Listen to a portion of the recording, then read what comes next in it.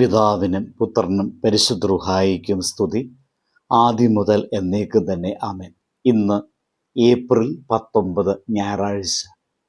യോഹന്നാന്റെ സുവിശേഷം 21 അധ്യായം 6 വാക്യം.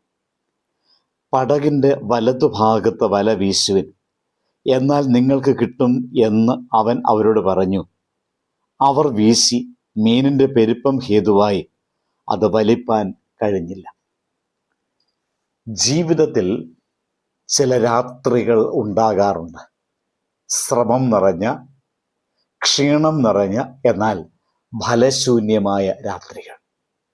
നാം പരിശ്രമിക്കുന്നു, പ്രാർത്ഥിക്കുന്നു, വീണ്ടും വീണ്ടും ശ്രമിക്കുന്നു, പക്ഷേ ഒന്നും ലഭിക്കാത്ത അവസ്ഥ. ആ അവസരത്തിൽ നാം ചോദിക്കുന്നു, എന്തുകൊണ്ട് എൻ്റെ വല ശൂന്യമായിരിക്കുന്നു? ഇന്നത്തെ വചനത്തിൽ നാം കാണുന്നത് ഇതേ അനുഭവമാണ്. ശിഷ്യന്മാർ രാത്രി മുഴുവൻ മീൻ പിടിക്കാൻ ശ്രമിച്ചുവെങ്കിലും ഒന്നും ലഭിച്ചില്ല. അപ്പോൾ രാവിലെ തീരത്ത് നിന്ന് യേശു ഒരു ലളിതമായ നിർദ്ദേശം അവർക്ക് നൽകുന്നു.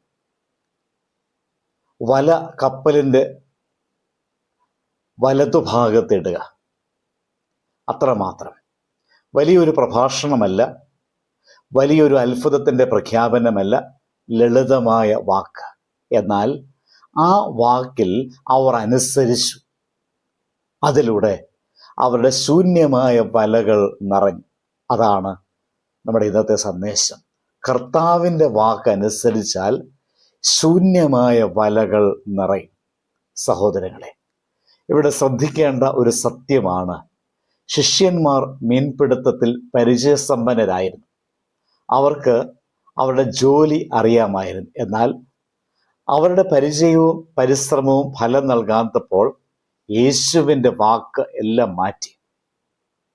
അതുകൊണ്ടാണ് നമുക്ക് മനസ്സിലാക്കാൻ സാധിക്കും, ദൈവത്തിൻ്റെ വാക്ക് മനുഷ്യബുദ്ധിയെയും പരിചയത്തെയും അതിജീവിക്കുന്ന ശക്തിയുള്ളതാണ്.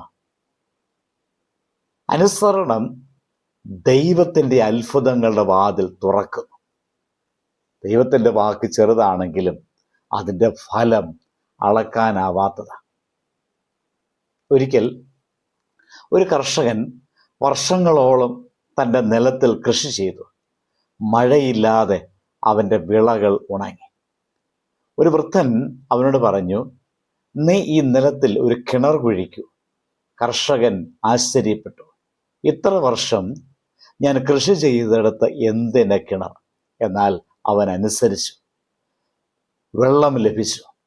അവൻ്റെ നിലം പച്ചയായി. അവൻ്റെ ജീവിതം മാറി. അതുപോലെ ദൈവത്തിൻ്റെ സന്നിധിയിൽ നിന്നുള്ളതായ ഒരു ചെറിയ നിർദ്ദേശം അതനുസരിച്ചപ്പോൾ ജീവിതത്തെ തന്നെ മാറ്റുന്ന അനുഗ്രഹങ്ങളുടെ കലവറയായി അത് തീരും. നമുക്ക് നമ്മളോട് തന്നെ ചോദിക്കാം, ഞാൻ എൻ്റെ ജീവിതത്തിൽ ദൈവത്തിൻ്റെ വാക്ക് കേൾക്കുന്നുണ്ടോ, അതോ എൻ്റെ ബുദ്ധിയും അനുഭവവും മാത്രമോ ആശ്രയിക്കുന്നത്? ചിലപ്പോൾ ദൈവം നമ്മോട് പറയുന്നത് വളരെ ലളിതമായ കാര്യങ്ങളായിരിക്കാം. ക്ഷമിക്കുക, പ്രാർത്ഥിക്കുക, പുതിയ ദിശയിൽ ചുവട് വയ്ക്കുക. എന്നാൽ ഈ ലളിതമായ അനുസരണങ്ങൾ വലിയ മാറ്റങ്ങൾ സൃഷ്ടിക്കും എന്നത് ഓർക്കുക. ദൈവത്തിൻ്റെ ഒരു വാക്ക് നമ്മുടെ 1000 ശ്രമങ്ങളെക്കാൾ ശക്തമാണ്. അനുസരണം ചെറിയത്, അനുഗ്രഹം വലിയത്. നമ്മുടെ പരിധി അവസാനിക്കുന്നിടത്ത് ദൈവത്തിൻ്റെ അത്ഭുതം ആരംഭിക്കുന്നു. ഇന്ന് ശൂന്യമായ വലകളുമായി നിൽക്കുന്നവരായിരിക്കാം നാം. ഏറെ പരിശ്രമിച്ചു, ഫലം കാണുന്നില്ല.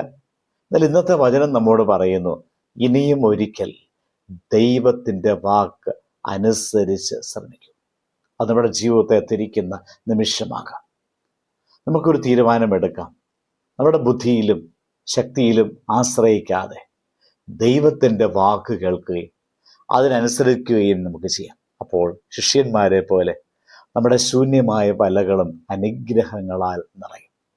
അതിന് നമുക്ക് ശ്രമിക്കാം, പ്രാർത്ഥിക്കാം.